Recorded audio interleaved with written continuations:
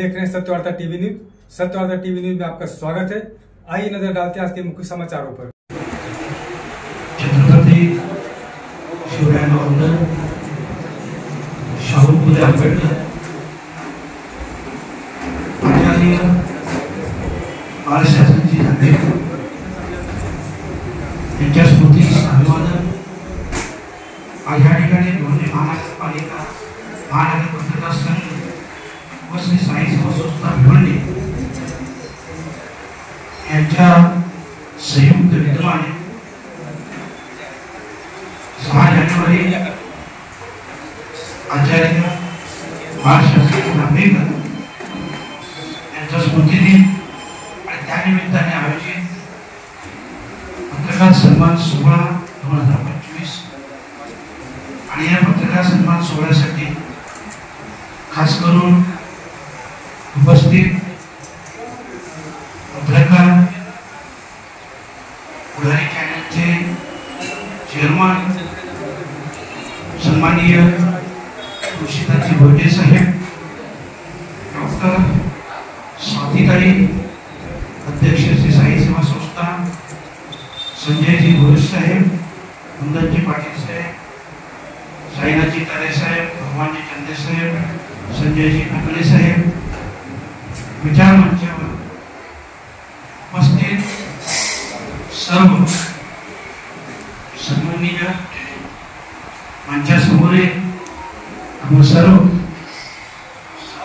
भिवंडी तालुका ग्रामीण शहरी भागातील सर्व पत्रकार बंधू भगिनी, सर्वप्रथमतः 6 जानेवारी आचार्य बाळशास्त्री जांभेकर यांच्या स्मृतिदिन आणि म्हणून सर्वात प्रथम त्यांच्या स्मृतीस विनम्र अभिवादन करतोय। आज ज्या ज्या पत्रकारांचा सन्मान होणार आहे त्या सर्व पत्रकारांचं मनापासून अभिनंदन करतोय। खरं म्हटलं तर पत्रकार हा चौथा स्तंभ समजला जातो, परंतु तो चौथा नसून तो महत्वाचा पहिला स्तंभ आहे।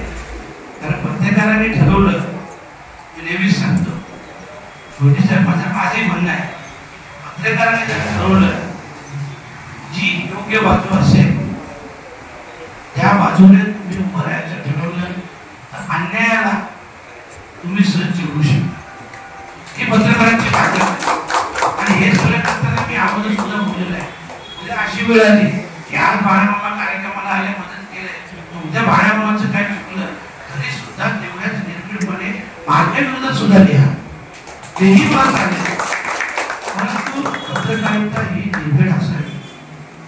आणि ज्या दिवशी ही पत्रकार मंडळी ही पत्रकारिता निर्भीड होईल त्याच वेळेस अन्यायाला वाचा। आपण महाराष्ट्राची राजकीय संस्कृती असेल किंवा सामाजिक असेल, खूप मोठं देणं या महाराष्ट्राचं आहे। महाराष्ट्र तुमचा सगळ्यांचा आहे,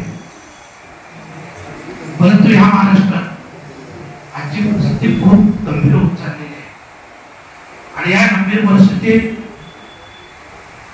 तुम्ही आम्ही देखील जबाबदार आहोत। मी मध्ये मला वाटतं लोकमतची कार्यक्रम होता, लोकमत चॅनलचा, नाना पाटेकर साहेब होते त्यावेळेस, मुख्यमंत्री एकनाथ शिंदे साहेब होते आणि उपमुख्यमंत्री देवेंद्र फडणवीस साहेब होते।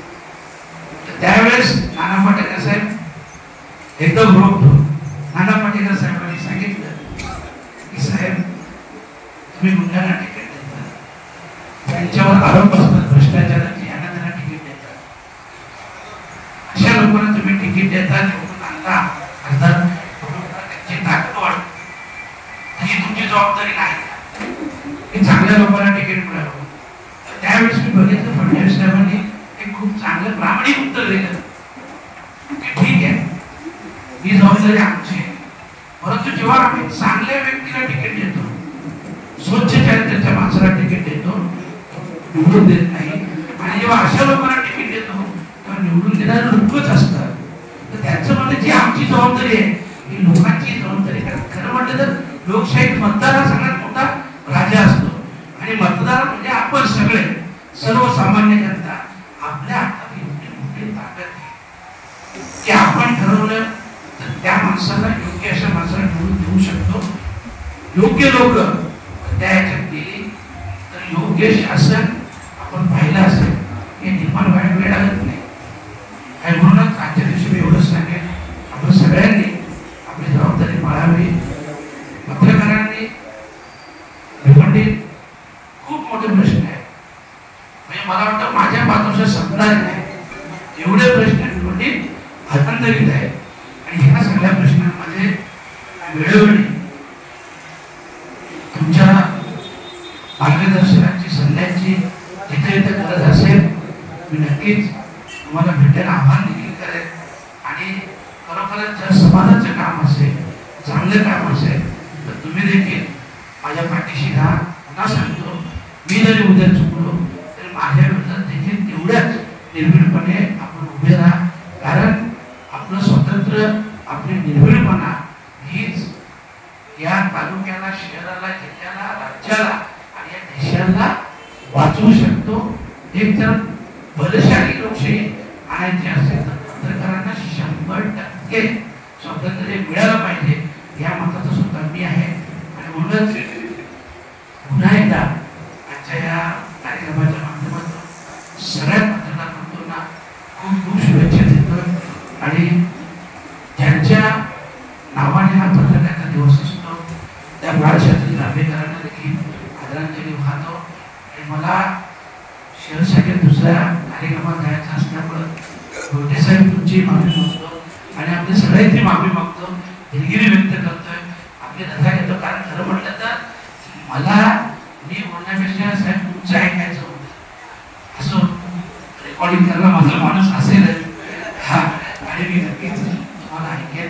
कारण मी आल्याला गोटे साहेबांना सांगितलं जनरली साहेब सत्य परिस्थिती नाही, मी कधी सिनियर लोकांकडून राहिलो नाही, मी सतत राहिलो तरुण वर्गात.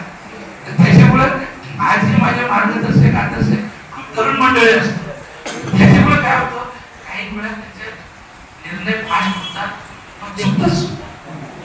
त्याच्यासाठी अशा आपल्यासारख्या अनुभवी लोकांची मला पावलोपावली गरज लागेल.